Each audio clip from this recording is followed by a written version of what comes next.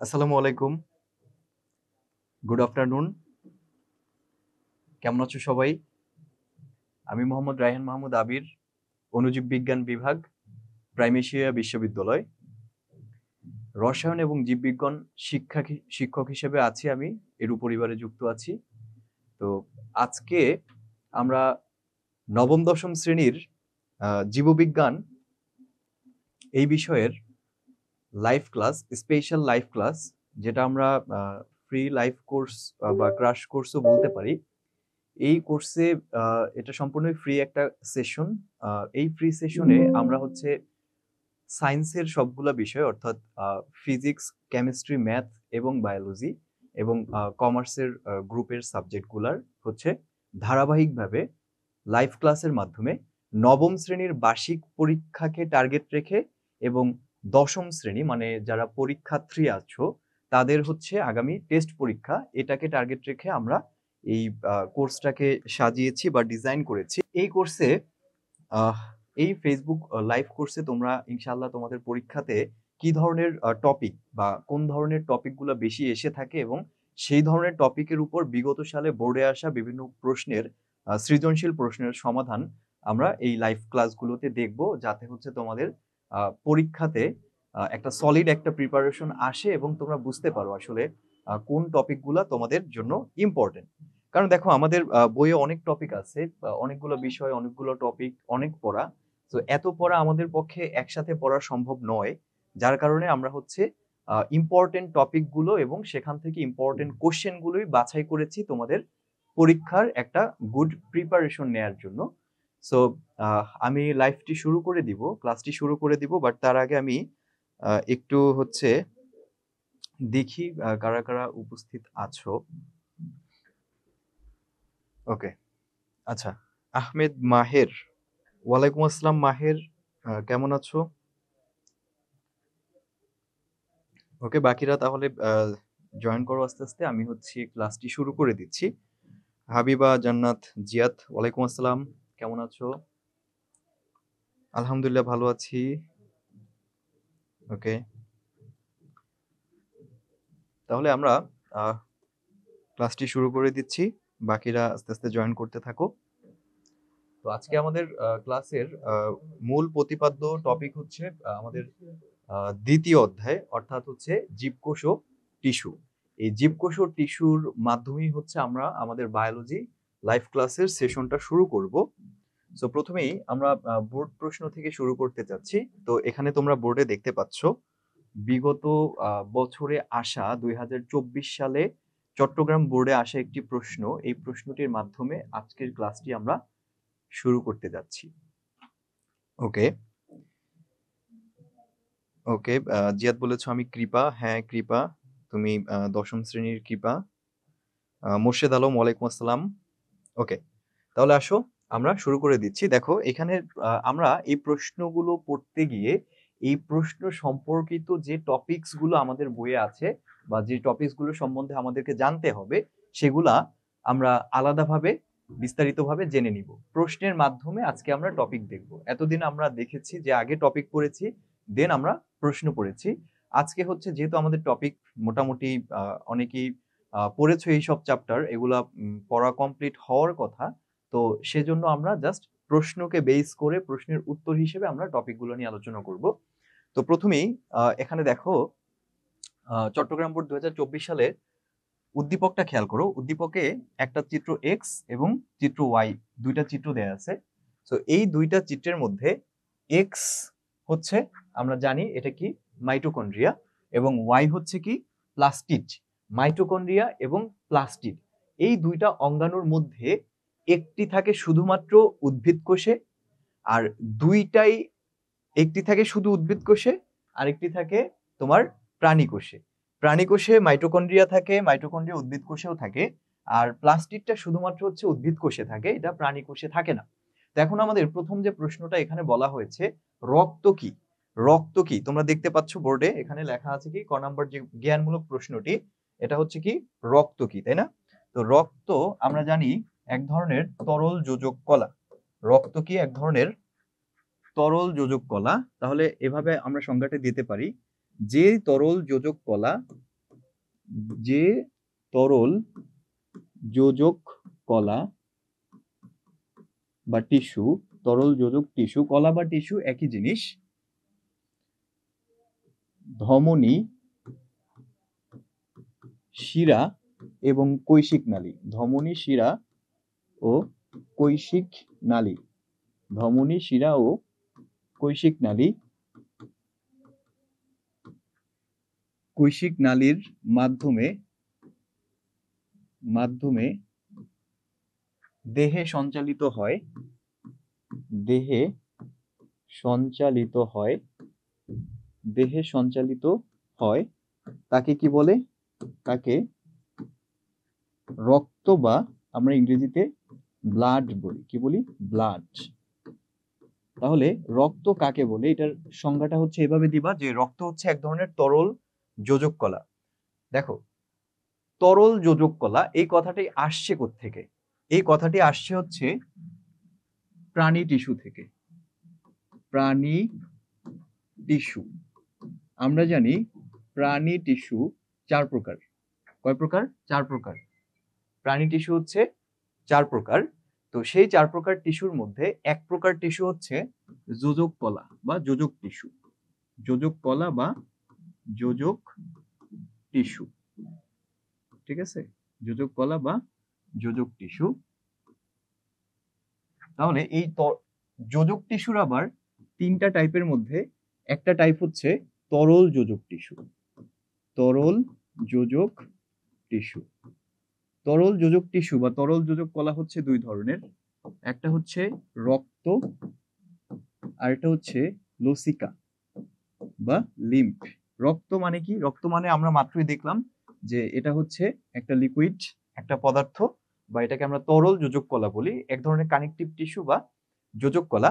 তো এটা হচ্ছে আমাদের 3টা জিনিস, একটা হচ্ছে ধমনী, একটা হচ্ছে শিরা, আর একটা হচ্ছে কৈশিক নালিকা। এই 3টার মাধ্যমে পুরো দেহে সঞ্চালিত হবে।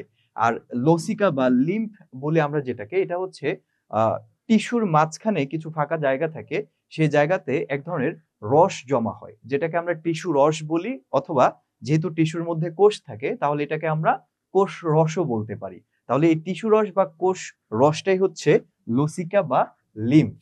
লসিকা বা লিম্ফ। তো রক্ত আর লসিকা এই দুইটাই হচ্ছে আমাদের তরল যোজক কলা। তার মধ্যে হচ্ছে রক্তের সংজ্ঞাটা হচ্ছে এরকম। এরপরে দেখো, মানুষের আবরণী টিস্যুকে ট্রানজিশনাল আবরণী টিস্যু বলা হয় কেন? আচ্ছা, এখন এই আবরণী টিস্যু, আবরণী টিস্যু যেটা, আবরণী টিস্যু যেটা, সেটা হচ্ছে কয় প্রকার বলো তো? আচ্ছা, এখানে হচ্ছে রুবাইয়া, ওয়ালাইকুম আসসালাম রুবাইয়া। মাহের, নয়েজ আসছে। আচ্ছা, আশা করি এখন নয়েজ আসবে না। মাহের, ওকে। আচ্ছা, রুবাইয়া লিখেছো সাউন্ড আসতেছে। আচ্ছা রুবাইয়া, সাউন্ড কি এখনো শোনা যাচ্ছে? সন্ধ্যা তারা, ওয়ালাইকুম আসসালাম, আলহামদুলিল্লাহ ভালো আছি। জুই, ওয়ালাইকুম আসসালাম, ওকে। হ্যাঁ, আবার এখানে হচ্ছে কৃপা খুব সুন্দর একটা সংজ্ঞা দিয়েছো। রক্ত হচ্ছে একটি অস্বচ্ছ, মৃদু ক্ষারীয় এবং লবণাক্ত তরল পদার্থ। হ্যাঁ, এটাও হচ্ছে রক্তের আরেকটি সংজ্ঞা। ঠিক আছে? রক্তের আমরা যদি বৈশিষ্ট্যগুলা দেখি তাহলে আমরা জানি রক্ত হচ্ছে এক ধরনের ঈষৎ ক্ষারীয়, লবণাক্ত, ক্ষারীয় এবং ঈষৎ লবণাক্ত একটি তরল যোজক কলা, তাই না? এটার স্বাদটা হচ্ছে কিছুটা সল্ট বা লবণাক্ত টাইপের, এবং এটার তোমার প্রকৃতিটা বা নেচারটা হচ্ছে ক্ষারীয়। সো সে হিসেবে আমরা এই সংজ্ঞাটাও দিতে পারি। আচ্ছা, সাউন্ড কম, রুবাইয়া লিখেছো সাউন্ড কম। রুবাইয়া, সাউন্ড কি এখনো কম শোনা যাচ্ছে? আবরণী টিস্যু, মানুষের আবরণী টিস্যু যেটা, সেটাকে ট্রানজিশনাল আবরণী টিস্যু বলা হয় কেন? আচ্ছা, ট্রানজিশনাল মানে কি বলতো? ট্রানজিশনাল মানে কি? ট্রানজিশনাল, ট্রানজিশনাল মানে হচ্ছে পরিবর্তনশীল, মানে ট্রানজিট হয়, এক জায়গা থেকে আরেক জায়গায় যায় বা পরিবর্তন হয়। তাহলে আবরণী টিস্যুকে ট্রানজিশনাল আবরণী টিস্যু বা ট্রানজিশনাল আবরণী বলা হয় কেন? এর কারণটা হচ্ছে, দেখো, ট্রানজিশনাল আবরণী টিস্যু কাকে বলে, মানে আবরণী টিস্যু কাকে বলে? আবরণী টিস্যু এক কথায় হচ্ছে যে টিস্যুর মাধ্যমে আমাদের দেহের ত্বক বা হচ্ছে আমাদের দেহের বিভিন্ন অঙ্গের যে আবরণ টা তৈরি হয়, সেই টিস্যুটাকে আমরা কি বলি? আবরণী টিস্যু বলি। তাহলে এই আবরণী টিস্যু এটাও হচ্ছে এক ধরনের প্রাণী টিস্যুর একটা উদাহরণ। এই আবরণী টিস্যু আবার 3 ধরনের হয়। আবরণী টিস্যু কয় ধরনের হয়? ওকে, পারফেক্ট, থ্যাংক ইউ রুবাইয়া। আচ্ছা দেখো, আবরণী টিস্যু 3 ধরনের হয়। আবরণী টিস্যু, আবরণী টিস্যু বা আবরণী কলা, এটা কয় ধরনের হয়? এটা হচ্ছে 3 ধরনের হয়। একটা হচ্ছে সাধারণ সাধারণ আবরণী টিস্যু, আরেকটা হচ্ছে স্ট্র্যাটিফাইড আবরণী টিস্যু, স্ট্র্যাটিফাইড স্ট্র্যাটিফাইড আবরণী টিস্যু, আরেকটা হচ্ছে কি pseudo stratified, pseudo pseudo stratified stratified আবরণী টিস্যু। তাহলে এই 3 ধরনের আবরণী টিস্যুর মধ্যে স্ট্র্যাটিফাইড আবরণী টিস্যু যেটা, 3 ধরনের আবরণী টিস্যুর মধ্যে স্ট্র্যাটিফাইড আবরণী টিস্যু যেটা, সেটা দেখতে কিরকম? এটা হচ্ছে একাধিক স্তরে বিন্যস্ত। এটা একাধিক স্তরে বিন্যস্ত, একের অধিক স্তর থাকবে এখানে, একাধিক স্তরে বিন্যস্ত। আবার এই একাধিক স্তরগুলা চেঞ্জ হয়, হঠাৎ হঠাৎ চেঞ্জ হয়। তুমি দেখবা 3 থেকে 4টি স্তর, 3 থেকে 4টি স্তর হঠাৎ করে চেঞ্জ হয়ে 7 থেকে 8টি স্তরে পরিণত হয়েছে, 7 থেকে 8টি স্তরে পরিণত হয়েছে। 3 থেকে 4টি স্তর হঠাৎ করে চেঞ্জ হয়ে 7 থেকে 8টি স্তরে পরিণত হয়েছে। যেহেতু এখানে স্তরটি চেঞ্জ হয়, স্তরটি খুব দ্রুত দ্রুত চেঞ্জ হয়, 3 থেকে 4টা ছিল, চেঞ্জ হয়ে 7 থেকে 8টি হবে। তার মানে এখানে ট্রানজিশনাল হয়েছে বা ট্রানজিট হয়েছে কোন টিস্যু? আবরণী টিস্যু। কারণ এই আবরণী টিস্যুই হচ্ছে এক ধরনের স্ট্র্যাটিফাইড, এক ধরনের আবরণী টিস্যু। আর এই স্ট্র্যাটিফাইড টিস্যুগুলো একাধিক স্তর থাকায়, স্তরগুলো পরিবর্তনশীল হওয়ায় আমরা এক কথায় আবরণী টিস্যুকে কি বলতে পারি বলতো? পরিবর্তনশীল বা ট্রানজিশনাল আবরণী টিস্যু বলতে পারি। ঠিক আছে, তাহলে আবরণী টিস্যু এই জন্য বলা হয় কারণ এখানে 3 থেকে 4টি স্তর, 3 থেকে 4টি স্তর, মূল কথা যেটা 3 থেকে 4টি স্তর চেঞ্জ হয়ে পরিবর্তন হয়ে কয়টি স্তরে পরিণত হবে? 7 থেকে 8টি স্তর, 7 থেকে 8টি স্তরে পরিণত যেহেতু হবে, তাহলে এই জন্য আমরা আবরণী টিস্যুকে ট্রানজিশনাল আবরণী টিস্যু বলতে পারি। ওকে, এরপরে দেখো, এরপরে হচ্ছে আমাদের গ নাম্বার যে প্রশ্নটা, চট্টগ্রাম বোর্ড 2023-এর গয়ের যে প্রশ্নটি এখানে আছে, সেই প্রশ্নটিতে কি বলা আছে খেয়াল করো সবাই। গয়ের প্রশ্নটি হচ্ছে এরকম যে চিত্র এক্স এর গঠন ব্যাখ্যা করো। তাহলে চিত্র এক্স কি তোমরা দেখতে পাচ্ছ? এটা হচ্ছে একটি মাইটোকন্ড্রিয়া। মাইটোকন্ড্রিয়াটা কি বলতো? একটি কোষের মধ্যে, এটা ধরো একটা কোষ, এই কোষের মধ্যে এটা হচ্ছে ধরো একটা সেল ভ্যাকিউল বা কোষ গহ্বর, আর এর চারপাশে কি থাকবে? এর চারপাশে ধরো এটা একটা উদ্ভিদ কোষ, তার মানে চারপাশে কোষ প্রাচীর থাকবে। তো এই কোষের মধ্যে এই যে সাইটোপ্লাজম, থকথকে জেলির মতো পদার্থ, এই সাইটোপ্লাজমের মধ্যে ছোট এক ধরনের দ্বিস্তর বিশিষ্ট এক ধরনের কি থাকে? অঙ্গাণু থাকে। এই এই অঙ্গাণুটাকে আমরা কি বলি? এই অঙ্গাণুটাকে আমরা মাইটোকন্ড্রিয়া বলি, তাই না? এই অঙ্গাণুটাকে আমরা মাইটোকন্ড্রিয়া বলি। তো এই অঙ্গাণুটাকে আমি যদি একটু বড় করে বা ক্লিয়ার করে আঁকি, তাহলে এটা দেখতে হচ্ছে এরকম হবে। তো এর মধ্যে 2টা স্তর, এই অঙ্গাণুটির স্তর কয়টি? 2টি। এটি হচ্ছে বহি স্তর, এটি কি বহি স্তর, আর এই যে ভাঁজ হওয়া ভিতরের যে স্তরটা, এটাকে আমরা বলবো অন্তঃস্তর। এটাকে কি বলবো? অন্তঃস্তর। এবার এই অন্তঃস্তরটা এই জায়গায় জায়গায় ভাঁজ হয়ে গিয়েছে, খেয়াল করেছো? এই অন্তঃস্তরটা জায়গায় জায়গায় ভাঁজ হয়ে গিয়েছে। এই ভাঁজটাকে আমরা কি বলবো? এই ভাঁজটাকে আমরা বলবো হচ্ছে, ওকে। এরপরে এই যে যে স্তরটি, সেই স্তরের মধ্যে যে থকথকে জেলির মতো পদার্থটা থাকবে, সেটাকে আমরা মাইটোকন্ড্রিয়াল ম্যাট্রিক্স বলবো। কি বলবো? Mitochondrial matrix.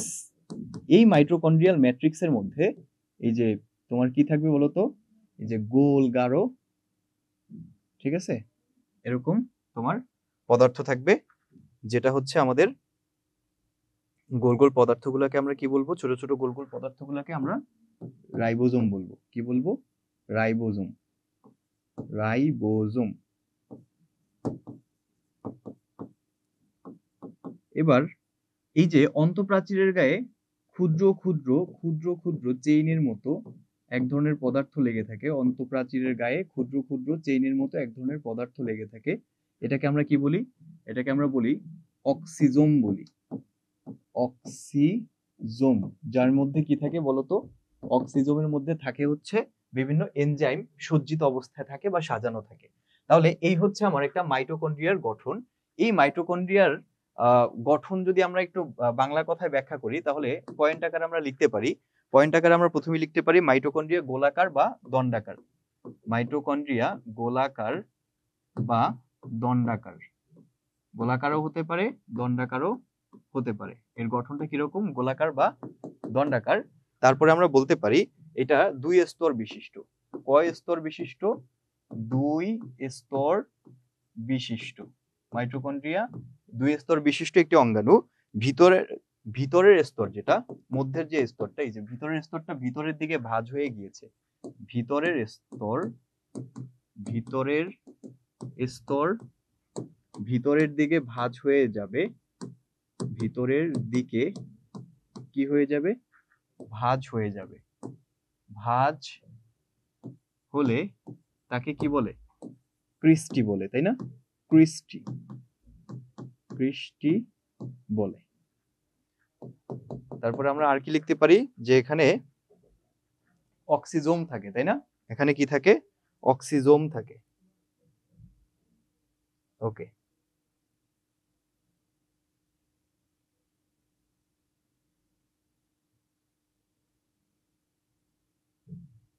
আচ্ছা। তো এখানে অক্সিজোম থাকবে। অক্সিজোম ছোট ছোট বৃন্তযুক্ত পদার্থ থাকবে ভিতরের স্তরের গায়ে, অক্সিজোম বলে যেগুলোকে। সেই অক্সিজোম কি হবে? অক্সিজোমে এনজাইম থাকে, এনজাইম সজ্জিত থাকে, এনজাইম সজ্জিত থাকে। তারপরে আমরা আরো বলতে পারি যে এই ম্যাট্রিক্সের মানে এই মাইটোকন্ড্রিয়ার প্রধান কাজ কি? প্রধান কাজ হচ্ছে শ্বসনে অংশগ্রহণ করা বা শ্বসন প্রক্রিয়া ঘটানো। শ্বসন প্রক্রিয়া ঘটানোই হচ্ছে মাইটোকন্ড্রিয়ার প্রধান কাজ। শ্বসন প্রক্রিয়াতে ধাপ কয়টা? 4টা। কি কি? গ্লাইকোলাইসিস, ক্রেবস চক্র, তারপর অ্যাসিটাইল কোয়ে এবং ইলেকট্রন ট্রান্সপোর্ট সিস্টেম। তো এই 4টে স্টেপের মধ্যে গ্লাইকোলাইসিসটা হচ্ছে গ্লাইকোলাইসিস বাদে বাকি যে 3টা স্টেপ, ক্রেবস চক্র, ইলেকট্রন ট্রান্সপোর্ট সিস্টেম এবং অ্যাসিটাইল কোয়ে সৃষ্টি, এই ধাপগুলো মূলত এই মাইটোকন্ড্রিয়ার মধ্যে হয়। তো যেহেতু আমরা জানি শ্বসনে হচ্ছে শক্তি উৎপন্ন হয়, আর এই শ্বসনের 3টা ধাপই যেহেতু মাইটোকন্ড্রিয়ার মধ্যে হয়, এজন্য আমরা শ্বসনকে কি বলতে, মাইটোকন্ড্রিয়াকে কি বলতে পারি? মাইটোকন্ড্রিয়াকে আমরা বলতে পারি হচ্ছে শক্তিঘর। কি বলতে পারি? শক্তিঘর বা পাওয়ার হাউস। কি বলতে পারি? Power house. শক্তিঘর বা পাওয়ার হাউস বলতে পারি, ঠিক আছে? মাইটোকন্ড্রিয়াকে আমরা কি বলতে পারি? শক্তিঘর বা পাওয়ার হাউস বলতে পারি। ওকে, ওয়াফি হচ্ছে সালাম দিয়েছে। ওয়ালাইকুম আসসালাম ওয়াফি।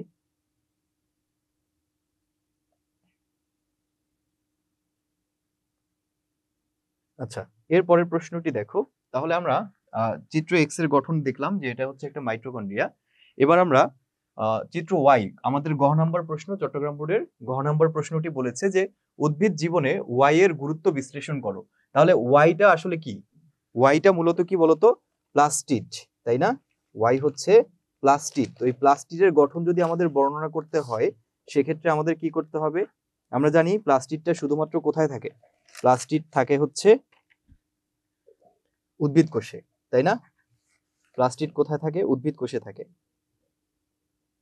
ওকে, দেখো, তো এই প্লাস্টিডটা উদ্ভিদ কোষে থাকলে আমরা যদি একটু প্লাস্টিডটা আঁকতে চাই, প্লাস্টিডের গুরুত্বটা বিশ্লেষণ করার আগে আমরা প্লাস্টিডটা দেখি কিরকম। যেহেতু এটা একটা দ্বিস্তরী পর্দা দ্বারা আবৃত একটি অঙ্গাণু এবং এটা শুধুমাত্র উদ্ভিদ কোষেই পাওয়া যায়, এটা প্রাণী কোষে পাওয়া যায় না, ঠিক আছে?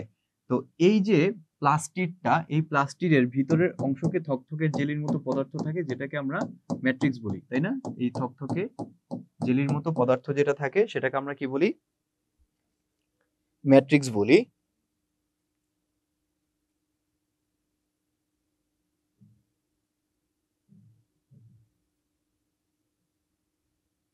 আচ্ছা, তো এই ম্যাট্রিক্সের মধ্যে এরকম গোল গোল পয়সার স্তূপের মতো একটা গঠন আমরা দেখি। তো এই যে এক একটা পয়সাকে বলা হয়, এক একটা পয়সার মতো যে গঠন, এটাকে বলা হয় থাইলাকয়েড। থাইলাকয়েড।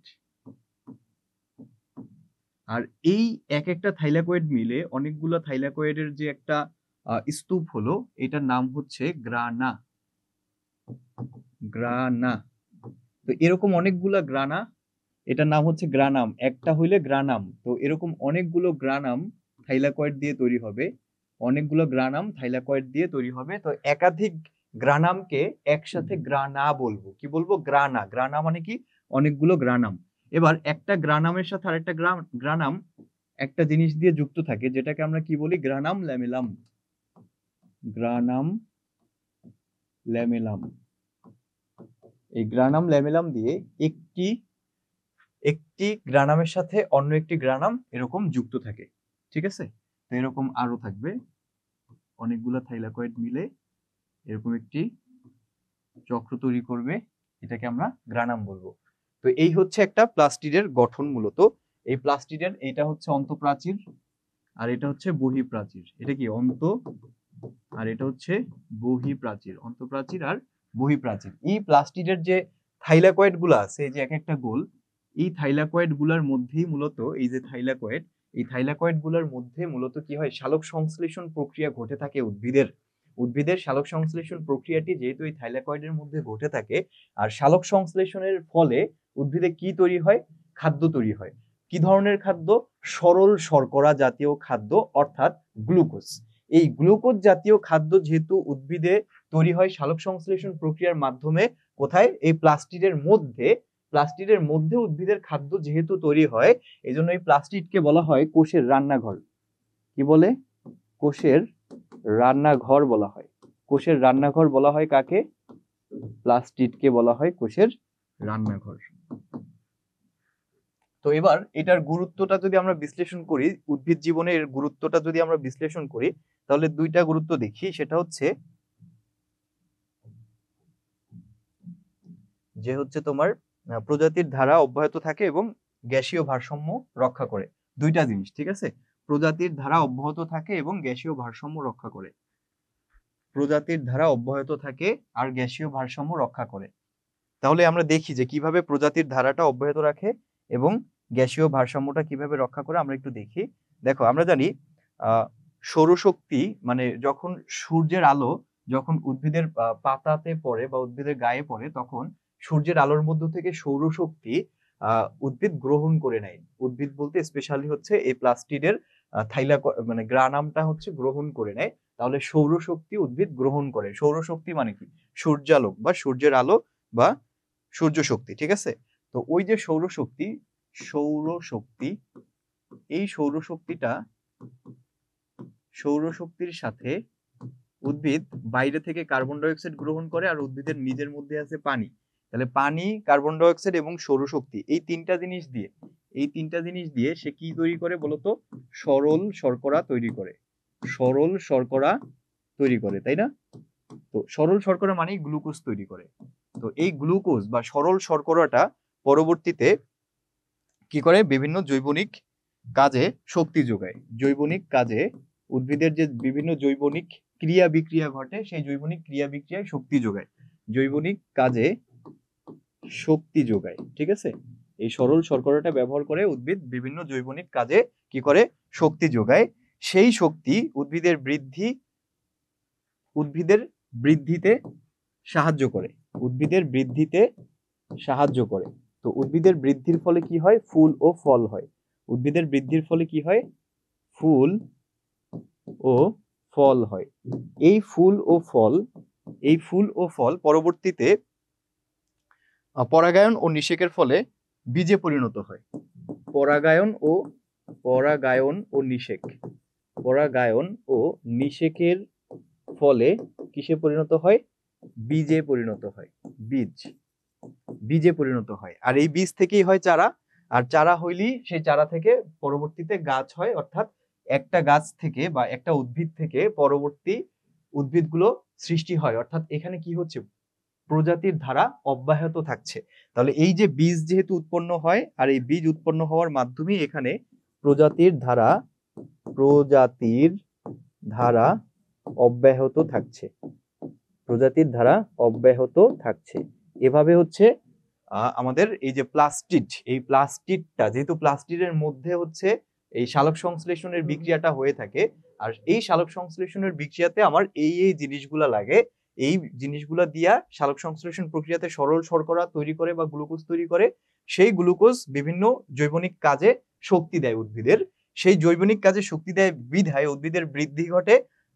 তার জন্য কি হয়, ফুল ও ফল হয়। এই ফুল ও ফলে পরাগায়ন ও নিষেকের ফলে সেই ফুল ও ফলটা বীজে পরিণত হয়, সেই বীজ থেকে হয় উদ্ভিদ, অর্থাৎ প্রজাতির ভারসাম্য বা প্রজাতির ধারাটা এখানে রক্ষা হচ্ছে। এরপরে দেখো ক্লোরোপ্লাস্টের মধ্যে আমরা জানি ক্লোরোপ্লাস্ট যেটা, এই যে ক্লোরোপ্লাস্টের মধ্যে কি হয় বলতো, সালোক সংশ্লেষণ প্রক্রিয়াতে অক্সিজেন উৎপন্ন হয় যেটা বাইরে বের হয়ে যায়, বাইরে বের হয়ে যায় এবং বাহির থেকে উদ্ভিদ কার্বন ডাই অক্সাইড গ্রহণ করে। কিসের জন্য? এই যে সালোক সংশ্লেষণ প্রক্রিয়ায় কার্বন ডাই অক্সাইডটা ব্যবহার করে সরল শর্করা উৎপন্ন করার জন্য। তাহলে দেখো ক্লোরোপ্লাস্ট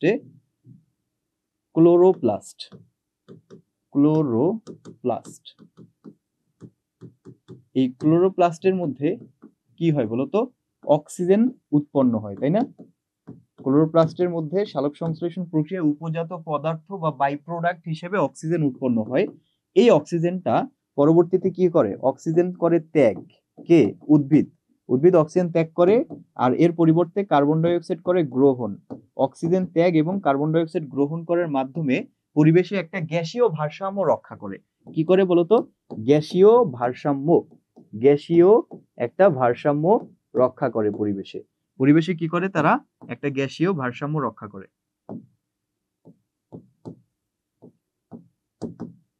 তাহলে দেখো এই যে পরিবেশে তারা গ্যাসীয় ভারসাম্য রক্ষা করে এবং প্রজাতির ধারা অব্যাহত রাখে, যেহেতু কার জন্য হচ্ছে এই এত কিছু, কার জন্য হচ্ছে এই প্লাস্টিড বা হচ্ছে ক্লোরোপ্লাস্ট। প্লাস্টিড হচ্ছে 3 ধরনের হয়, মূলত 3 ধরনের, আর অনেক প্রকারের হয়, বাট তোমাদের 9-10 এর সিলেবাসে 3 ধরনের দেওয়া আছে।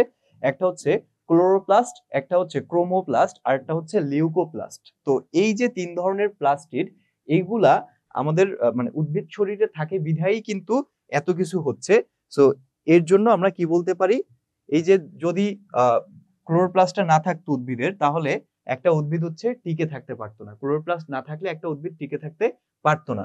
তার মানে অবশ্যই উদ্ভিদ জীবনে এই ক্লোরোপ্লাস্ট বা হচ্ছে প্লাস্টিডের গুরুত্ব হচ্ছে অপরিসীম। ঠিক আছে, এই কথাগুলো আমি তোমাদের ফ্লো চার্ট আকারে সংক্ষেপে লিখে দিলাম। তোমরা হচ্ছে পরীক্ষার খাতায় এটা প্যারাগ্রাফ আকারেও লিখতে পারো, প্যাসেজ আকারে, অথবা বিভিন্ন পয়েন্ট আকারেও তোমরা লিখতে পারো। কিন্তু মেইনলি দুইটা বিষয় হাইলাইট করবা যখন হচ্ছে এই যে প্লাস্টিডের গুরুত্ব বা বিশ্লেষণ করতে বলবে। একটা হচ্ছে গ্যাসীয় ভারসাম্য রক্ষা করে, আর একটা হচ্ছে প্রজাতির ধারা অব্যাহত রাখে। ওকে, কৃপা লিখেছো ক্লোরোপ্লাস্টে আবদ্ধ সৌরশক্তি স্ট্রোমাতে অবস্থিত উৎসেচক বায়ু থেকে কার্বন ডাই অক্সাইড এবং কোষস্থ পানি ব্যবহার করে সালোক সংশ্লেষণ প্রক্রিয়ায় শর্করা তৈরি করে, যা বিভিন্ন শ্রেণীর খাদ্য হিসেবে গ্রহণ করে বেঁচে থাকে। গুড। বায়ুর কার্বন ডাই অক্সাইড গ্যাসের পরিমাণ কত? শতকরা 0.033%। আর বায়ুতে হচ্ছে কার্বন ডাই অক্সাইডের বেশি হলে তা জীবদেহের জন্য ক্ষতিকর। গুড, হ্যাঁ, খুব সুন্দর কথা বলেছো। সো এইভাবে করে আমরা এই প্রশ্নের উত্তরটা দিতে পারি। সাগর আহমেদ, ওয়ালাইকুম আসসালাম। ওকে, সাদিয়া ওয়ালাইকুম আসসালাম। সাদিয়া কেমন আছো? ওকে, আচ্ছা, আসো আমরা তাহলে আমাদের পরবর্তী প্রশ্নে চলে যাই। আমাদের পরবর্তী যে প্রশ্নটি ছিল সেটা হচ্ছে এই যে বরিশাল বোর্ড 2024।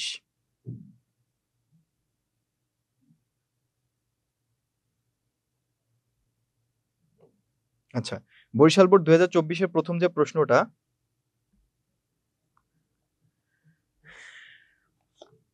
দেখো বরিশাল বোর্ড 2024 সালে যে প্রশ্নটি এসেছে সেখানে আমরা দেখতে পাচ্ছি একটা, দুইটা, তিনটা উদ্দীপক আছে।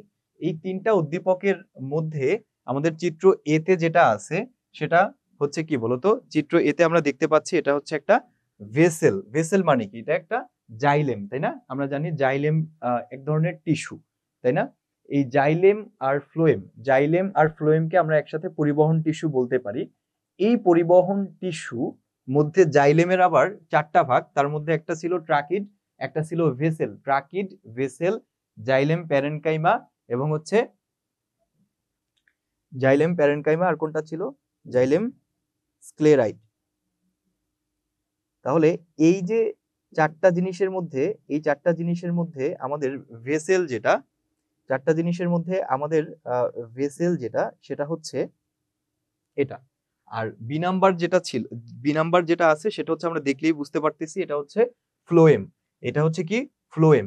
আর সি নাম্বার এটা হচ্ছে একটা রক্তকোষ। দেখো এটা হচ্ছে একটা ব্লাড সেল বা রক্তকণিকা বা রক্তকোষ, যার মধ্যে একটা রক্তের একটা কণিকা এটা, যার মধ্যে তোমার এই যে রেড ব্লাড সেল বা লোহিত রক্তকণিকা আছে, তারপরে এই যে হোয়াইট ব্লাড সেল আছে সাদা সাদা, তারপর হলুদ, এগুলো হচ্ছে অনুচক্রিকা আছে। অর্থাৎ 3 ধরনের রক্তকোষ আমরা জানি আমাদের রক্তের মধ্যে থাকে। তার মানে এটা একটা রক্ত বা রক্তকোষকে বোঝানো হচ্ছে। এটা হচ্ছে একটা ফ্লোয়েম এবং এটা হচ্ছে একটা জাইলেম। এখন এই উদ্দীপকটা আমরা বুঝতে পারলাম। এখন ক নাম্বার যে প্রশ্নটা আছে, এই ক নাম্বার প্রশ্নটা একটু দেখো। সেটা হচ্ছে ক নাম্বার যেটা আছে সেটা কি, মাইক্রোভিলাই কি। ওকে, তো দেখো মাইক্রোভিলাই, মাইক্রোভিলাই হচ্ছে আমরা কোষ ঝিল্লি দেখেছি, তাই না? ধরো এটা একটা কোষ, এটা একটা কোষ।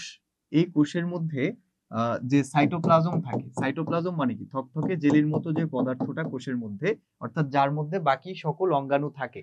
তো সেই সাইটোপ্লাজম এবং অন্যান্য অঙ্গাণু যে পর্দার মাধ্যমে, যে বৈষম্য ভেদ্য পর্দার মাধ্যমে আবৃত থাকে, সেটাকে আমরা কি বলি? কোষ ঝিল্লি বা সেল মেমব্রেন, সেল মেমব্রেন বা কোষ ঝিল্লি বলি। তো এই কোষ ঝিল্লিটা, এটার সূক্ষ্ম গঠনটা আমরা যদি দেখি, কোষ ঝিল্লির সূক্ষ্ম গঠনটা হচ্ছে এরকম, এই যে এরকম হচ্ছে আঙুলের মতো ভাঁজ হয়ে যায়, আঙুলের ভাঁজ হয়ে বিভিন্ন অভিক্ষেপের মতো সৃষ্টি করে। ঠিক আছে, আঙুলের মতো অভিক্ষেপ সৃষ্টি করে। অর্থাৎ কোষঝিল্লির যে ভাঁজগুলা, এই ভাঁজগুলা কি করে বলতো? আঙুলের মতো, আঙুলের মতো অভিক্ষেপ সৃষ্টি করে। আঙুলের মতো কি করে? অভিক্ষেপ সৃষ্টি করে। এই আঙুলের মতো অভিক্ষেপ যেটা সৃষ্টি করে, এটা কি আমরা বলি মাইক্রোভিলাই। এটার অপর নাম কি? মাইক্রোভিলাই। মাইক্রোভিলাই, বুঝতে পেরেছো? তাহলে এটাই হচ্ছে মাইক্রোভিলাই। যদি ক নম্বরে উত্তর দিতে চাও তাহলে কিভাবে বলবা? যে কোষঝিল্লির মধ্যবর্তী স্থানে অবস্থিত ভাজকে যে ভাঁজটা থাকে, সেই ভাঁজটাকে আমরা মাইক্রোভিলাই বলি। ঠিক আছে, তাহলে এক কথায় যদি আমি বলি, তাহলে এটা হচ্ছে আমাদের কি, এটা হচ্ছে মাইক্রোভিলাই বা কোষঝিল্লির ভাঁজ। কোষঝিল্লির ভাঁজ, কোষঝিল্লির ভাঁজকে আমরা মাইক্রোভিলাই বলি এক কথায়। এরপর দেখো খ নম্বরে, পৌষ্টিক নালীর প্রাচীরকে মসৃণ পেশি বলা হয় কেন? আমাদের এই যে বরিশাল বোর্ডের খ নম্বরটা কি ছিল? পৌষ্টিক নালীর প্রাচীরকে মসৃণ পেশি বলা হয় কেন? আচ্ছা, মসৃণ পেশি এই কথাটা আসছে কোত্থেকে? এই কথাটা আসছে হচ্ছে তোমার পেশি টিস্যু থেকে। আমরা জানি আমাদের মানবদেহে 4 ধরনের টিস্যু থাকে, তার মধ্যে তোমার পেশি টিস্যু হচ্ছে এক ধরনের টিস্যু। তো এই পেশি টিস্যু বা হচ্ছে মাসেল টিস্যু, এই মাসেল টিস্যু হচ্ছে 3 প্রকার। একটা হচ্ছে ঐচ্ছিক পেশি টিস্যু, আরেকটা হচ্ছে অনৈচ্ছিক পেশি টিস্যু, আরেকটা হচ্ছে হৃদপেশি টিস্যু, তাই না? তো এখন এই যে ঐচ্ছিক পেশি টিস্যু, যেটা ঐচ্ছিক পেশি টিস্যু গুলার গঠন কিরকম? যেগুলার গায়ে ডোরা ডোরা দাগ থাকে, তন্তুগুলার গায়ে ডোরা ডোরা দাগ থাকে, এবং এইটার জন্য এটাকে বলা হয় তোমার ঐচ্ছিক পেশি। ঐচ্ছিক পেশির হচ্ছে স্পেসিফিক বৈশিষ্ট্যটাই হচ্ছে এটা, যে এখানে ডোরাকাটা অনেকগুলো দাগ থাকবে, শাখান্বিত থাকবে টিস্যুগুলা, এবং হচ্ছে বিভিন্ন ব্রাঞ্চে ভাগ থাকবে। আর অনৈচ্ছিক পেশি টিস্যুগুলা হচ্ছে কি ছিল? যে ওটা ছিল মসৃণ পেশি ছিল, মসৃণ। ঠিক আছে, স্মুথ যে টিস্যু, সেটাকে আমরা বলতে পারি। তো মসৃণ মানে কি? যে এখানে কোনো ডোরাকাটা কোনো দাগ থাকবে না। ডোরাকাটা দাগ না থাকার কারণেই হচ্ছে এটা কি অনৈচ্ছিক পেশি। আর হৃদপেশি যেটা, সেটা দেখতে হচ্ছে ঐচ্ছিক পেশির মতো, অর্থাৎ ডোরাকাটা দাগ থাকবে, কিন্তু কাজ হচ্ছে অনৈচ্ছিক পেশির মতো, অর্থাৎ আমাদের ইচ্ছা অনুযায়ী এটা চলবে না। তাহলে এই যে 3 ধরনের পেশি টিস্যুর কথা আমরা জানি, আমাদের বলেছে যে পৌষ্টিক নালীর প্রাচীরকে মসৃণ পেশি বলা হয় কেন? তো পৌষ্টিক নালীর প্রাচীর, পৌষ্টিক নালী মানে কি? পৌষ্টিক নালী মানে হচ্ছে আমাদের যে ডাইজেস্টিভ গ্ল্যান্ড। ডাইজেস্টিভ গ্ল্যান্ড কি কি? ডাইজেস্টিভ গ্ল্যান্ড হচ্ছে আমাদের যেই সব জায়গা থেকে খাবারটা বাহিত হয়ে একদম হজম পর্যন্ত হয়, সেই রাস্তাগুলোকে আমরা বলি হচ্ছে পৌষ্টিক নালী। অর্থাৎ যেটা শুরু হয় আমাদের মুখগহ্বর থেকে এবং শেষ হয় আমাদের পায়ুপথ পর্যন্ত। তো এই টোটাল রাস্তাটাকে আমরা পৌষ্টিক নালী বলি। তাহলে এই যে পৌষ্টিক নালীর স্পেশাল 2টা জায়গা হচ্ছে ইন্টেস্টাইন। ইন্টেস্টাইন মানে কি? অন্ত্র। অন্ত্র দুই ধরনের হয়, একটা হচ্ছে স্মল ইন্টেস্টাইন আর একটা হচ্ছে লার্জ ইন্টেস্টাইন। ইন্টেস্টাইন ইন্টেস্টাইন দুই ধরনের, একটা হচ্ছে কি স্মল আর একটা হচ্ছে লার্জ, অর্থাৎ ক্ষুদ্রান্ত্র আর একটা বৃহদান্ত্র। এই ক্ষুদ্রান্ত্র আর বৃহদান্ত্রের প্রাচীর প্রাচীর যেই টিস্যু দিয়ে গঠিত, সেটাকে আমরা অনৈচ্ছিক পেশি বলি, অনৈচ্ছিক পেশি টিস্যু বলি। তাহলে এই অনৈচ্ছিক পেশি টিস্যু হচ্ছে আমাদের পৌষ্টিক নালীর ভিতরে থাকে। আর যেহেতু আমি প্রথমেই বলে নিয়েছি যে অনৈচ্ছিক পেশি টিস্যুগুলা হয় কি রকম, মসৃণ হয়, তাই না? অনৈচ্ছিক পেশি টিস্যুগুলা হচ্ছে মসৃণ। তো মসৃণ থাকার কারণে আমরা এটাকে কি বলতে পারি, যে আমাদের পৌষ্টিক নালীর প্রাচীরে যে টিস্যুটা থাকে সেটা হচ্ছে মসৃণ।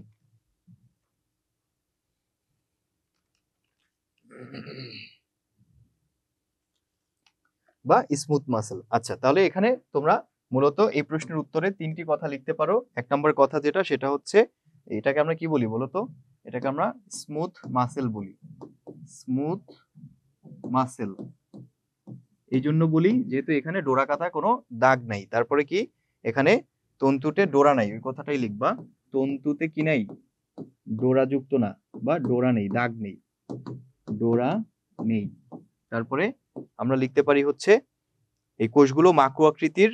আর এগুলো কোথায় থাকে, কোষগুলো কি মাকু আকৃতির, মাকু আকৃতির। এই সব বৈশিষ্ট্য কিসের বৈশিষ্ট্য বলতো, এগুলা হচ্ছে আমাদের অনৈচ্ছিক পেশি যেগুলা, সেগুলার বৈশিষ্ট্য হচ্ছে এগুলা। আর এগুলো থাকে কোথায়, আমাদের রক্তনালীর প্রাচীরে থাকে, রক্তনালীর প্রাচীরে থাকে। আর থাকে কোথায়, পৌষ্টিক নালীর প্রাচীরে থাকে, পৌষ্টিক নালীর প্রাচীরে থাকে, তাই না? তো এই কথাগুলো তোমরা এখানে লিখতে পারো। তো যার কারণে আমরা এই পৌষ্টিক নালীর প্রাচীরকে আমরা মসৃণ পেশি টিস্যু বলতে পারি, কারণ মসৃণ পেশি টিস্যুর অপর নামই হচ্ছে অনৈচ্ছিক পেশি টিস্যু।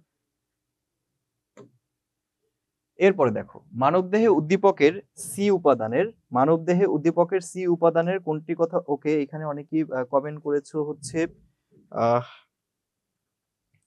ওয়াফি হচ্ছে ফ্লোয়েম রক্তকোষের কথা বলেছো, কোষঝিল্লির মধ্যবর্তী স্থানে অবস্থিত ভাঁজকে মাইক্রোভিলাই বলে, ওকে।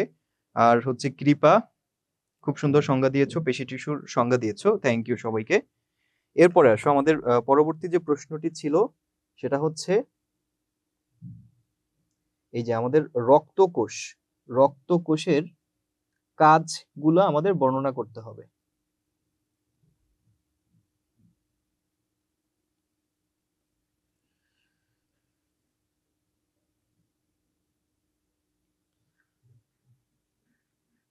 ওকে, তাহলে দেখো এখানে আমাদের যে প্রশ্নটি আছে যে মানবদেহে উদ্দীপকের সি উপাদানের কাজ বর্ণনা করতে হবে। মানবদেহে উদ্দীপকের সি উপাদানটি হচ্ছে রক্ত।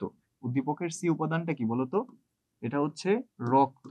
এই রক্তর কণিকা কয়টা, বা রক্তের মধ্যে কয় ধরনের কোষ আছে?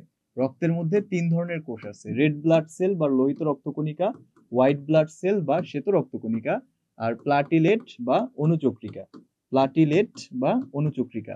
তাহলে এই যে 3 ধরনের রক্তকণিকা, এদের কাজ বর্ণনা করতে বলছে। তাহলে আসো আমরা প্রথমে 1 নম্বরে আমরা কার কাজ বর্ণনা করব বলতো, লোহিত রক্তকণিকার কাজটা বর্ণনা করি।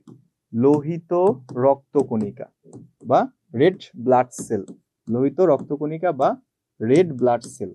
তো এই লোহিত রক্তকণিকা বা রেড ব্লাড সেলের কাজ কি বলতো? 1 নম্বর কাজ হচ্ছে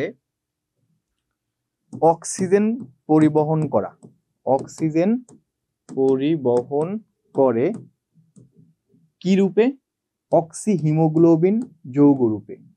অক্সি হিমোগ্লোবিন রূপে কোথায়? ফুসফুসে। কোথায় করে বলতো? ফুসফুসে। আমাদের ফুসফুস থেকে আমাদের ফুসফুসে এই রক্তটা পরিবহন করে কে? লোহিত রক্তকণিকা করে। কেন? লোহিত রক্তকণিকার মধ্যে হিমোগ্লোবিন নামক এক ধরনের লাল রঞ্জক পদার্থ আছে, যার কারণে আমাদের রক্তের রংটা লাল হয়। সেই হিমোগ্লোবিনের সাথে যখন অক্সিজেন যুক্ত হয় তখন তার নাম হয় অক্সি হিমোগ্লোবিন। এই অক্সি হিমোগ্লোবিন রূপে হচ্ছে ফুসফুসে রক্তটা পরিবহন করে কে? লোহিত রক্তকণিকা। অক্সিজেন পরিবহন করে হচ্ছে লোহিত রক্তকণিকা। আচ্ছা, 2 নম্বর কাজটা হচ্ছে এটা বাফার হিসেবে কাজ করে। ঠিক আছে, বাফার হিসেবে কাজ করে। রক্তে কি হিসেবে কাজ করে? রক্তে বাফার হিসেবে কাজ করে। বাফার হিসেবে কাজ করে। বাফার কি? বাফার হচ্ছে একটা দ্রবণের নাম। বাফার হচ্ছে একটা দ্রবণের নাম। যেই দ্রবণের সামান্য পরিমাণ অ্যাসিড বা ক্ষার আমি যদি যুক্ত করি, তাহলে ওই দ্রবণের পিএইচ এর মান কোনো বিশেষ পরিবর্তন হবে না, অর্থাৎ অপরিবর্তনশীলই থাকবে। তাহলে আমাদের রক্ত হচ্ছে এক ধরনের বাফার দ্রবণ হিসেবে কাজ করে। আমাদের রক্তে সামান্য অ্যাসিড বা ক্ষার যুক্ত হলে তেমন কোনো পরিবর্তন হয় না, অর্থাৎ রক্তের পিএইচ এর মতোই থাকে। পরিবর্তন হইলে তাহলে আমাদের রক্তে অ্যাসিডের পরিমাণ বেড়ে গেলেও ক্ষতি হইতো, ক্ষারের পরিমাণ বেড়ে গেলেও ক্ষতি হইতো। সো এই জন্য রক্ত হচ্ছে বাফার হিসেবে কাজ করে। কি করে বলতো? কাজ করে দেহে অম্ল ক্ষার মানে কি? অ্যাসিড এবং ক্ষারের সাম্যতা বজায় রাখে। করে দেহে অম্ল ক্ষারের সাম্যতা বজায় রাখে। সমতা বজায় রাখে। দেহে অম্ল ক্ষারের সমতা বজায় রাখে কে? এই রেড ব্লাড সেল। এবং সর্বশেষে আমরা বলতে পারি হচ্ছে এটা রক্তের যে ঘনত্ব বা আঠালো ভাব ধরে রাখে। রক্তের ঘনত্ব, রক্তটা হালকা আঠালো ভাবের না, তো সেটা কেন? এই রেড ব্লাড সেলের জন্যই। রক্তের ঘনত্ব বা আঠালো ভাব ধরে রাখে। তো এটা হচ্ছে আমাদের রেড ব্লাড সেল বা লোহিত রক্তকণিকার কাজ গেল। এরপরে হচ্ছে শ্বেত রক্তকণিকার কাজ। এরপরে কি? শ্বেত রক্তকণিকার কাজ।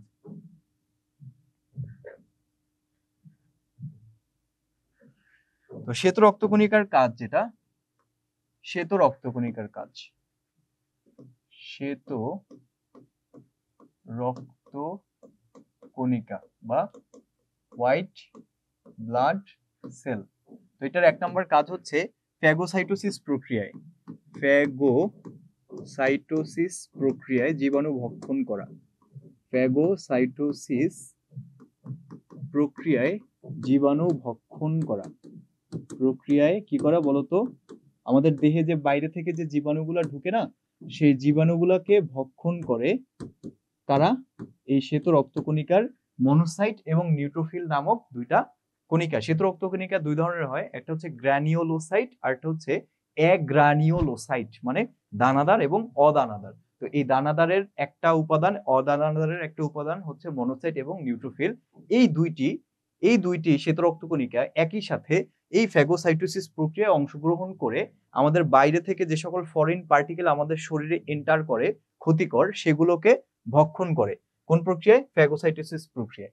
দুই নম্বরে অ্যান্টিবডি তৈরি করে। কি করে বলতো? অ্যান্টিবডি তৈরি করে। অ্যান্টিবডি তৈরি করে।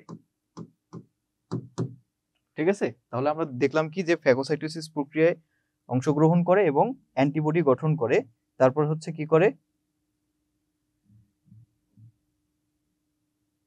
আচ্ছা, তারপরে হিস্টামিন তৈরি করে। কি তৈরি করে? হিস্টামিন তৈরি করে,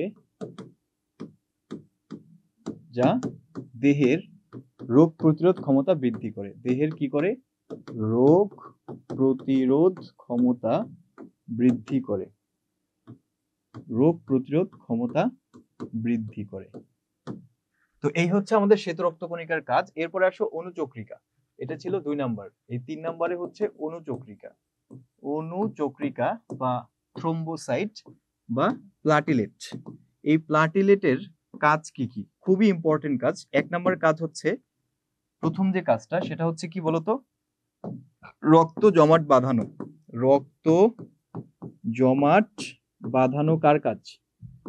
রক্ত জমাট বাঁধানো হচ্ছে এই যে অনুচক্রিকার কাজ, তাই না? তো অনুচক্রিকার পরিমাণ কমে গেলে রক্ত জমাট আর বাঁধে না। আচ্ছা, তারপরে দেখো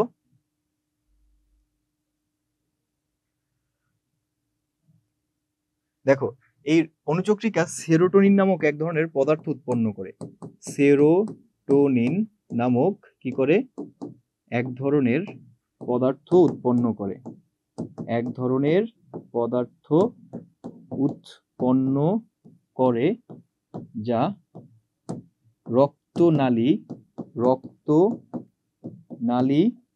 সংকোচন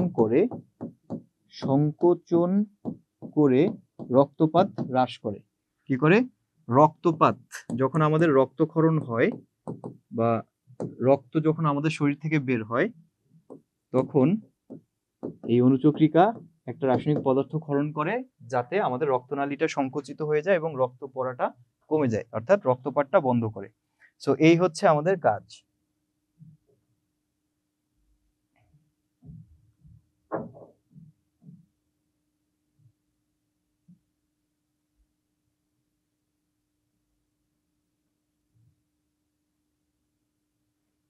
আচ্ছা, এরপরে আসো, এরপরে হচ্ছে আমাদের ঘ নাম্বার যে প্রশ্নটি সেটা। তো ঘ নাম্বার প্রশ্নটি কি ছিল, বরিশাল বোর্ড 24-এর ঘ নাম্বার প্রশ্নটা হচ্ছে চিত্র এ চিত্র বি। তো উদ্ভিদের বিভিন্ন উপাদান পরিবহনে উদ্দীপকের এ ও বি এর ভূমিকা বিশ্লেষণ করো। তাহলে উদ্দীপকের এ হচ্ছে জাইলেম, উদ্দীপকের বি হচ্ছে ফ্লোয়েম। জাইলেম আর ফ্লোয়েমের যে ভূমিকা, এটা কি বলতো, এটা হচ্ছে জাইলেম, মানে এটা হচ্ছে স্পেশালি ভেসেলের চিত্রটাই এখানে বোঝানো হচ্ছে। তো ভেসেল এক ধরনের কি বলতো জাইলেম, আর এটা কি, এটা হচ্ছে ফ্লোয়েম, জাইলেম আর ফ্লোয়েম। তাহলে এই জাইলেম আর ফ্লোয়েমকে আমরা একসাথে কি বলতে পারি, জাইলেম ফ্লোয়েমকে ভাস্কুলার বান্ডল বলি বা পরিবহন টিস্যু বলি। কি বলি, পরিবহন টিস্যু। তো এই পরিবহন টিস্যু এদেরকে কেন বলা হয়, কারণ এরা একটা উদ্ভিদের, ধরো এই একটা উদ্ভিদ, এই উদ্ভিদের এই হচ্ছে শিকড়, এই শিকড়টা কিসের মধ্যে, মাটির মধ্যে। ধরো এই অংশটা মাটির মধ্যে আছে, কিসের মধ্যে, মাটির মধ্যে। তো মাটির মধ্যে কি আছে, খনিজ লবণ, ক্যালসিয়াম আয়ন আছে, তারপরে পটাশিয়াম আয়ন আছে, তারপরে সোডিয়াম আয়ন আছে, ইত্যাদি বিভিন্ন ধরনের খনিজ লবণ আছে। তো এইগুলা উদ্ভিদ মূলরোমের মাধ্যমে শোষণ করে নেয়। এগুলো কি করে, মূলের মানে উদ্ভিদের যে শিকড়ের মাধ্যমে, শিকড়ের মূলরোম থাকে সেগুলোর মাধ্যমে শোষণ করে। শোষণ করার পরে উদ্ভিদের সেই যে খনিজ লবণগুলা, তারপরে হচ্ছে মাটি থেকে সে কি গ্রহণ করে, স্পেশালি পানি গ্রহণ করে। এই যে পানি, খনিজ লবণ, এগুলা উদ্ভিদের মধ্যে যখন ঢোকে, তখন এই যে জাইলেম যে টিস্যুটা, এই জাইলেম টিস্যুর মাধ্যমে সেটা উদ্ভিদের এই যে গোড়া থেকে একদম মাথা পর্যন্ত চলে যায়। উদ্ভিদের এই শিকড় থেকে একদম পাতা পর্যন্ত উদ্ভিদের কাণ্ডের সকল অংশ পৌঁছে দেয় কে, হচ্ছে এই জাইলেম টিস্যুটা। আবার উদ্ভিদের এখানে পাতা, এই যে উদ্ভিদের পাতা, এই যে উদ্ভিদের পাতায় কি হয়, যখন সূর্যের আলো পড়ে, সূর্যের আলো পড়লে এই সূর্যালোকের উপস্থিতিতে এই পাতায় কি হয় বলতো, শালক সংশ্লেষণ বা ফটোসিনথেসিস বা শালক সংশ্লেষণ। এই শালক সংশ্লেষণ বা ফটোসিনথেসিসে কি হয় মূলত, এই যে বাইরে থেকে উদ্ভিদ কি গ্রহণ করে, কার্বন ডাই অক্সাইড গ্রহণ করে। এটা কোথায় পায়, এটা হচ্ছে পরিবেশে পায়, আমরা মানুষ বা প্রাণীরা এটা ত্যাগ করি, ত্যাগ করার পর পরিবেশ থেকে উদ্ভিদ সেটা গ্রহণ করে। গ্রহণ কইরা সে পত্ররন্ধ্র দিয়ে গ্রহণ করে বা লেন্টিসেল দিয়ে গ্রহণ করে পত্ররন্ধ্রে বা পাতাতে পাঠায়, পাতার মেসোফিল টিস্যুতে। তো সেই পাতার মধ্যে যখন সূর্যের আলো পড়ে এবং কার্বন ডাই অক্সাইড তো সে গ্রহণ করে আর নিচ থেকে পায় পানি। তাহলে দেখো এই যে কার্বন ডাই অক্সাইড আর পানি, কার্বন ডাই অক্সাইড আর পানি, আলো, সূর্যের আলো, আলো বলতে কি সূর্যের আলো, আর হচ্ছে কি, আর হচ্ছে তোমার এই বিক্রিয়াটা ঘটে কোথায়, ক্লোরোফিলে, তাই না, ক্লোরোফিল। যে ক্লোরোপ্লাস্টের ক্লোরোফিল নামক একটা রঞ্জক পদার্থ থাকে, যার কারণে তোমার পাতার রং সবুজ হয়। তো এই ক্লোরোফিলের মধ্যেই মূলত এই বিক্রিয়াটা ঘটে C6H12O6, এই যে গ্লুকোজ বা সরল শর্করা, তারপর হচ্ছে পানি এবং হচ্ছে অক্সিজেন প্রস্তুত করে। ঠিক আছে, আমরা যদি সমতা করি তাহলে আমরা দেখতে পাচ্ছি এখানে 6, এখানে 12, তাহলে এই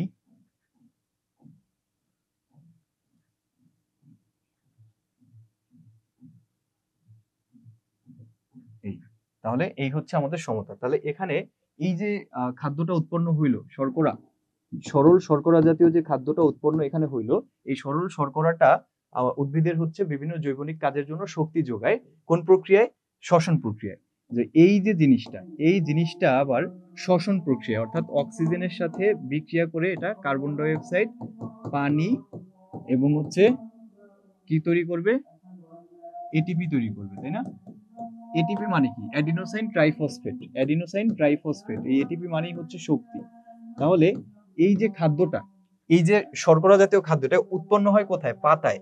পাতায় উৎপন্ন হইলে এটা সারা শরীরে পৌঁছানোর দরকার আছে না। তো তো এই পাতা থেকে সারা শরীরে পৌঁছে দিবে কে? পৌঁছে দিবে হচ্ছে এই যে ফ্লোয়েম। এই ফ্লোয়েম টিস্যুটা পাতা থেকে উদ্ভিদের পুরা সারা শরীরে ফ্লোয়েম টিস্যুটা এটা পৌঁছাই দিবে। পৌঁছাই দিলে তাহলে এখানে জাইলেম এবং ফ্লোয়েম কিসের কাজ করলো?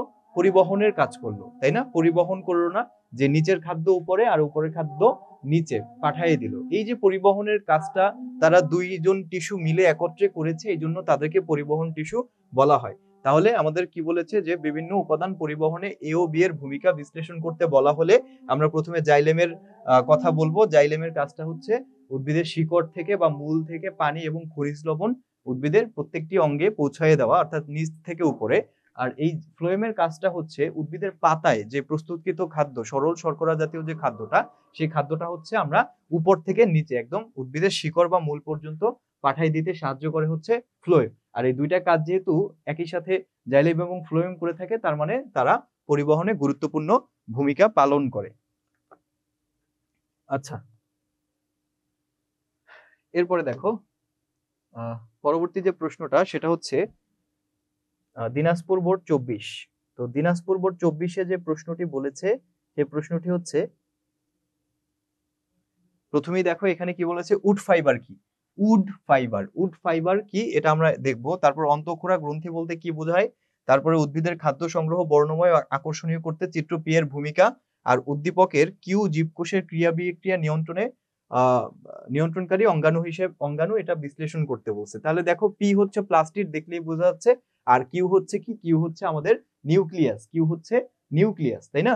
তো এই নিউক্লিয়াসের মধ্যে এই যে তোমার নুডলস এর মতো পেঁচানো পেঁচানো কিছু জিনিস, এদেরকে আমরা ক্রোমাটিন ফাইবার বা ক্রোমাটিন তন্তু বলে থাকি, যেটা পরবর্তীতে কোষ বিভাজনের সময় কিসে পরিণত হয়? ক্রোমোজোমে পরিণত হয়। সেই ক্রোমোজোমই হচ্ছে আমাদের বংশগতির একমাত্র ধারক এবং বাহক, অর্থাৎ বংশগতির প্রধান উপাদান।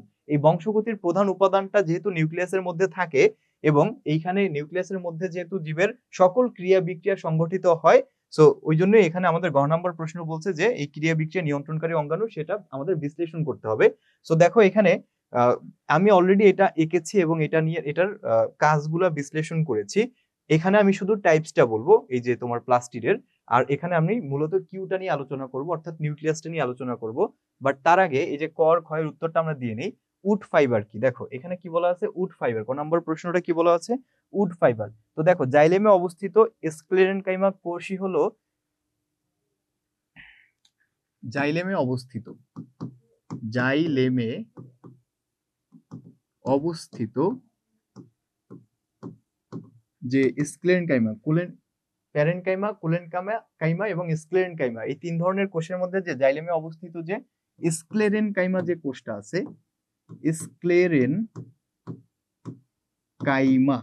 স্ক্লেরেনকাইমা যে কোষটা আছে, সেই স্ক্লেরেনকাইমাই হচ্ছে জাইলেম ফাইবার, জাইলেম ফাইবার বা উড ফাইবার, বা উড ফাইবার বলি, উড ফাইবার এটাকে আমরা বলে থাকি।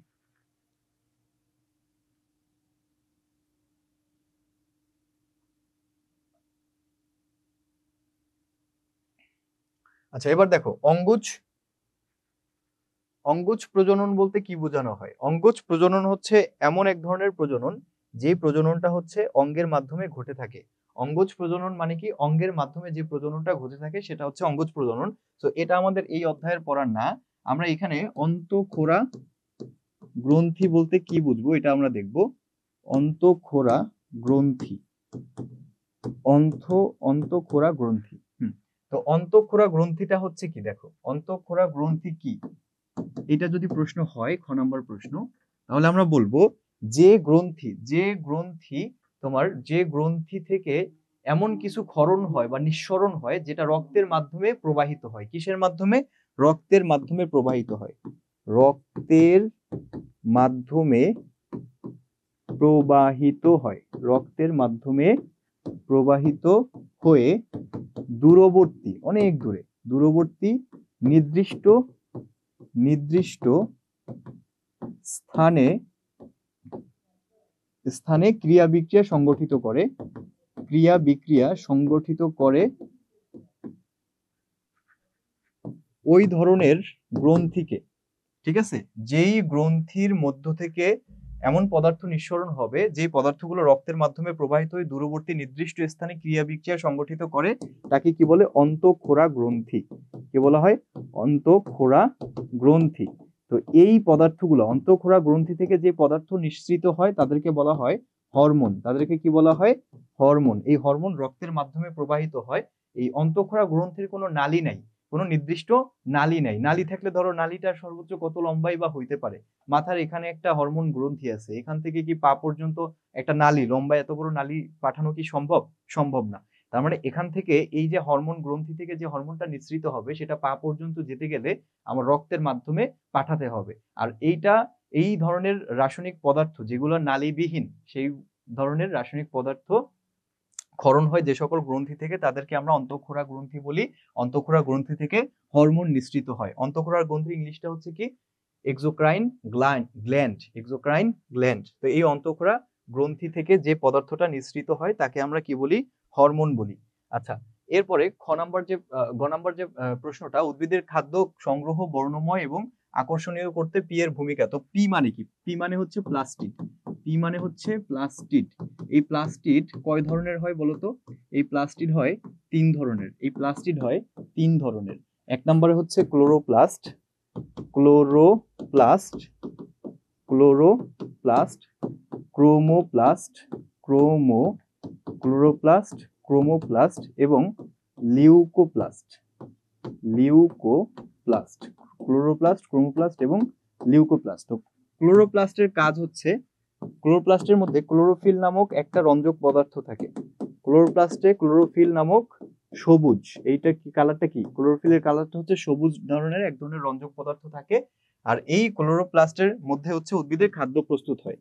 ঠিক আছে, উদ্ভিদের খাদ্য তৈরি হয় এখানে। আর সেই খাদ্যটা হচ্ছে রঙিন করা হয় এই ক্রোমোপ্লাস্টের মাধ্যমে। ক্রোমোপ্লাস্ট হচ্ছে অনেক ধরনের হয়। ক্রোমোপ্লাস্ট হচ্ছে কি? এখানে বিভিন্ন ধরনের রঞ্জক পদার্থ থাকে। তো দেখো এখানে এই ক্রোমোপ্লাস্ট, যেটা ক্রোমোপ্লাস্টের মধ্যে কি থাকবে? ক্রোমোপ্লাস্টের মধ্যে ফাইকো ইরিথ্রিন থাকবে। ফাইকো ইরিথ্রিন। এইটার রংটা হচ্ছে লাল। এটার রংটা কি? লাল। তারপরে কি থাকবে? ফাইকোসায়ানিন। ফাইকোসায়ানিন। এই ফাইকোসায়ানিনের রংটা থাকবে হচ্ছে নীল। এটার রংটা কি থাকবে? নীল। তো এই ফাইকোইরিথ্রিন, ফাইকোসায়ানিন, তারপর হচ্ছে জ্যান্থোফিল। ঠিক আছে, জ্যান্থোফিল এটা হচ্ছে হলুদ। জ্যান্থোফিলটা কি হবে? জ্যান্থোফিলটা হচ্ছে হলুদ হবে। তো এই ধরনের রঞ্জক পদার্থগুলা থাকে হচ্ছে ক্রোমোপ্লাস্টের মধ্যে। এই রঞ্জক পদার্থগুলা ফুল পাতায় বিভিন্ন কালারফুল করে। ফুল এবং পাতাকে কালারফুল করার কারণে পরাগায়ন হয়, উদ্ভিদে পরাগায়ন হয়, এবং এই পরাগায়নের ফলে হচ্ছে উদ্ভিদের বংশবৃদ্ধি ঘটে। তার মানে এই ক্রোমোপ্লাস্ট হচ্ছে খুব গুরুত্বপূর্ণ একটা অঙ্গাণু বা একটা উপাদান। তারপরে লিউকোপ্লাস্ট। এই লিউকোপ্লাস্টে মূলত যে খাদ্যটা উৎপন্ন হয় হচ্ছে ক্লোরোপ্লাস্টে, সেই খাদ্যটা হচ্ছে এখানে লিউকোপ্লাস্টে কি হয়? খাদ্যটা সঞ্চয় হয়। খাদ্যটা কি হয়? সঞ্চয় হয়। তাহলে এই খাদ্য সঞ্চয় হয় কোথায়? যেই জায়গাতে কোনো যে জায়গাতে হচ্ছে লিউকোপ্লাস্ট থাকে বা বর্ণহীন কণিকা থাকে। বর্ণহীন কণিকা বা লিউকোপ্লাস্ট মানে কি? যে উদ্ভিদের যে সকল অঙ্গ বর্ণহীন, যেমন হচ্ছে তোমার কাণ্ড, তারপর হচ্ছে উদ্ভিদের মূল, এইসব জায়গায় কি কোনো কালার আছে? কালারলেস জায়গা, ওই সব জায়গায় লিউকোপ্লাস্ট থাকে। আর লিউকোপ্লাস্টের কাজই হচ্ছে খাদ্যটা সঞ্চয় করা। আর ক্রোমোপ্লাস্ট থাকবে হচ্ছে রঙিন জায়গা, যেমন ফুল, ফল, পাতা ইত্যাদি, যেগুলো রঙিন হয়। আর ক্লোরোপ্লাস্ট থাকবে হচ্ছে পাতা, তারপর কচি কাণ্ড, যেখানে হচ্ছে তোমার সবুজ কালার হয় যেগুলা, সেই সব জায়গায় হচ্ছে ক্লোরোপ্লাস্ট থাকবে। তাহলে উদ্ভিদের খাদ্য সংগ্রহ করে হচ্ছে লিউকোপ্লাস্ট, বর্ণময় ও আকর্ষণীয় করে হচ্ছে ক্রোমোপ্লাস্ট এবং ক্লোরোপ্লাস্ট। যেহেতু এই ক্লোরোপ্লাস্টের মধ্যে তোমার সবুজ কালারের ক্লোরোফিল থাকে। তার মানে এই দুইটা কাজ করতে এই পি এর ভূমিকা, পি বলতে কি? প্লাস্টিড। প্লাস্টিডের ভূমিকাটা কি আমরা এভাবে খুব সুন্দর মতো বিস্তারিত লিখতে পারবো। এরপরে এখানের ঘ নাম্বার, দিনাজপুর বোর্ডের ঘ নাম্বার প্রশ্নটি হচ্ছে উদ্দীপকের জীবকোষের ক্রিয়া বিক্রিয়া নিয়ন্ত্রণকারী অঙ্গাণু। তাহলে এই উদ্দীপকের এই পদার্থটার নামটা কি বলতো? তো এটা হচ্ছে নিউক্লিয়াসকে বুঝাইছে। ঠিক আছে, তো দেখো নিউক্লিয়াসকে, এই যে এটা হচ্ছে একটা নিউক্লিয়াস। আমরা জানি নিউক্লিয়াসের গঠন কিরকম? এই যে চারপাশে হচ্ছে একটা গোলাকার পর্দা থাকবে। ঠিক আছে, এই যে কাটা কাটা যুক্ত একটা পর্দা থাকবে। একটা পর্দা থাকবে। এই পর্দাটার নামটা কি? এই পর্দার নাম হচ্ছে নিউক্লিওপ্লাজম। এই পর্দার নাম কি? নিউক্লিওপ্লাজম। এই পর্দার নাম নিউক্লিয়ার মেমব্রেন। এই পর্দার নাম হচ্ছে nuclear membrane. Nuclear membrane. Nuclear membrane. আর এই যে তোমার ছিদ্রগুলা, এগুলাকে বলা হয় নিউক্লিয়ার রন্ধ্র। নিউক্লিয়ার রন্ধ্র বলা হয়। রন্ধ্র মানে কি? ছিদ্র। তারপরে হচ্ছে এর ভিতরে থকথকে জেলির মতো পদার্থ থাকে। থকথকে জেলির মতো পদার্থটাকে বলা হয় নিউক্লিওপ্লাজম। কি বলা হয়? নিউক্লিওপ্লাজম বলে। নিউক্লিওপ্লাজম। নিউক্লিওপ্লাজম। এই নিউক্লিওপ্লাজমের মধ্যে এই যে নুডলসের মতো এগুলো পেঁচানো, এগুলো কি? এগুলো হচ্ছে ক্রোমাটিন তন্তু। এগুলো হচ্ছে ক্রোমাটিন ফাইবার বা ক্রোমাটিন তন্তু বা নিউক্লিয়ার তন্তু। ক্রোমাটিন তন্তু।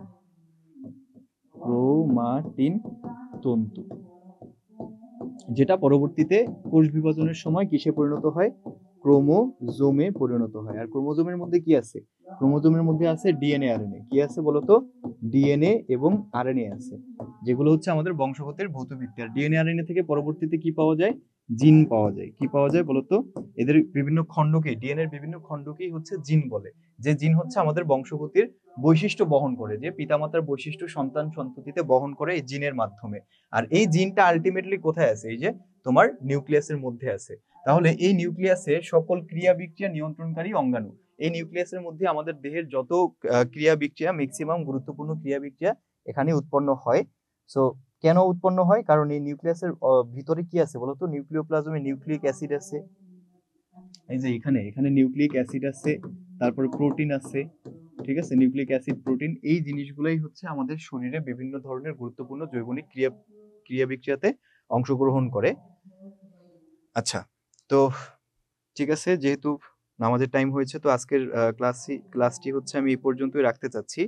তোমরা এই পর্যন্ত দিনাজপুর বোর্ড 24 পর্যন্ত সবাই আশা করি ক্লিয়ার হয়েছো। নেক্সট বায়োলজি ক্লাসে আমি আজকের ক্লাসের পার্ট 2, অর্থাৎ আজকের ক্লাসে তোমার যেসব অংশ বাদ আছে বা যেসব প্রশ্ন বাদ আছে সেটা আমি নেক্সট ক্লাসে জীবকোষ ও টিস্যু পার্ট 2 তে হচ্ছে আমি এই ক্লাসটি বা লেকচার 2 তে আমি এই ক্লাসটি নিব।